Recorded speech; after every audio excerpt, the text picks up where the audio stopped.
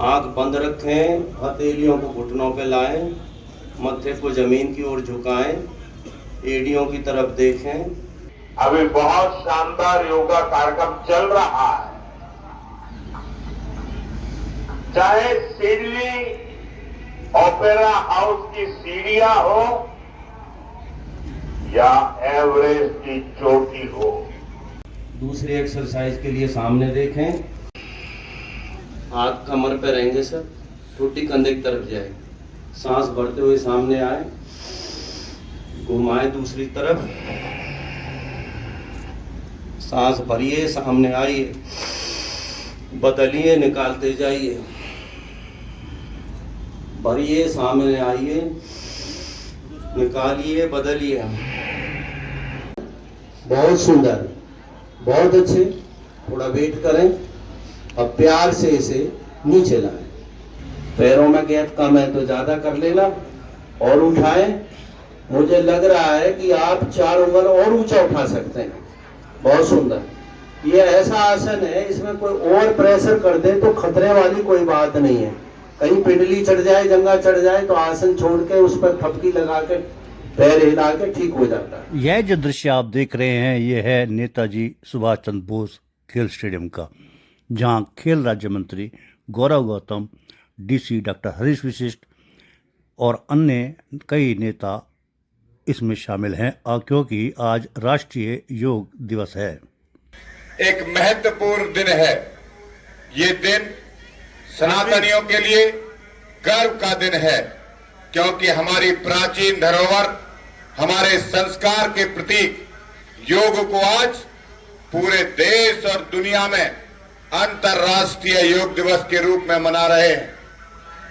ये योग किसी व्यक्ति के लिए नहीं, पूरी मानवता के लिए है। मैं इस शुभ अवसर पर हम सब एक ऐसी प्राचीन संस्कृति का उत्सव मना रहे हैं जो भारत की मिट्टी से जन्मी और आज पूरे विश्व को एकता और शांति और स्वस्थता का संदेश दे रही है। तो इस पावन दिन पर, अंतर्राष्ट्रीय योग दिवस पर आप सभी को ढेर सारी शुभकामनाएं, मैं बधाई देता हूं और इस कार्यक्रम में आप सबका हार्दिक स्वागत और अभिनंदन करता हूं।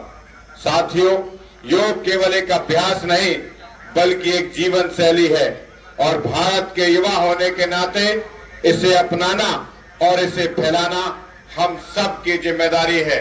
वैसे बहुत सारी बातें इस देश के यशस्वी प्रधानमंत्री जी की हमने समुद्र के तट से सुनी है। किस प्रकार का संदेश उन्होंने अपने भारत से दुनिया को दिया है। इस प्रदेश के मुख्यमंत्री नायब सिंह सैनी जी ने श्री कृष्ण की धरती कुरुक्षेत्र से, जहां गीता का ज्ञान हुआ, वहां से देश प्रदेश को ज्ञान और संदेश देने का काम किया। मुझे लगता है योग ये हम सबको अपनी जीवन शैली में अपनाना चाहिए। ये ना ही शारीरिक स्वास्थ्य को ठीक करता है बल्कि मानसिक तनाव को भी ठीक तक करता है।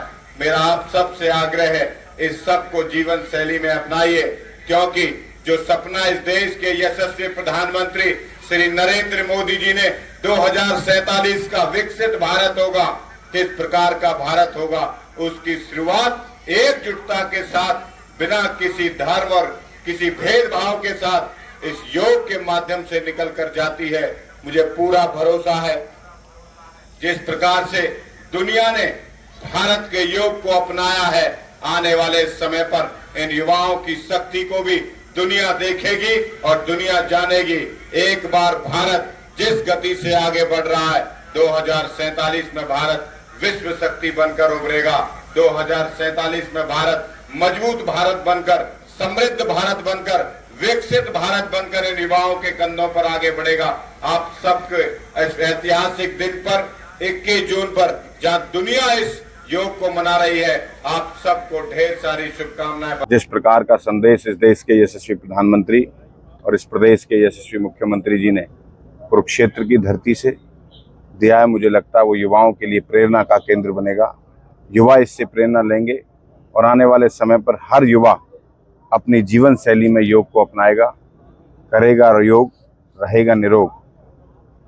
योग युक्त हरियाणा, नशा मुक्त हरियाणा, जो विजन हमारे इस प्रदेश के मुख्यमंत्री जी ने दिया है, युवा उस पर खरा उतरेगा। आज बहुत भारी संख्या में युवा साथी आज इस योग दिवस के इस पावन पर्व पर एक प्रकार से पूरी दुनिया में मनाया जाने वाला भारतीय संस्कृति को दुनिया ने अपनाया है। सब ने उसका आज गांव-गांव में सब आनंद ले रहे हैं। मुझे लगता है ये अब एक जन आंदोलन बन चुका है।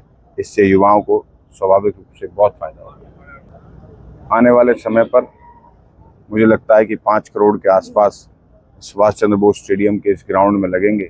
इसकी भव्यता दिव्यता और अच्छी होगी और एक हमारे शहर के लोगों के लिए समर्पित होगा। मैंने पहले ही किया है कि हरियाणा प्रदेश के युवा खेल की तरफ बहुत आगे बढ़ रहे हैं और आपके चैनल के माध्यम से भी मेरा आग्रह है, जो इस देश के यशस्वी प्रधानमंत्री ने दिया है, जो खेलेगा वो खिलेगा, उस संदेश को युवा आगे लेके जाएंगे और स्वस्थ शरीर को, स्वस्थ हरियाणा, स्वस्थ भारत हो, उसकी परिकल्पना कर आगे बढ़ेंगे।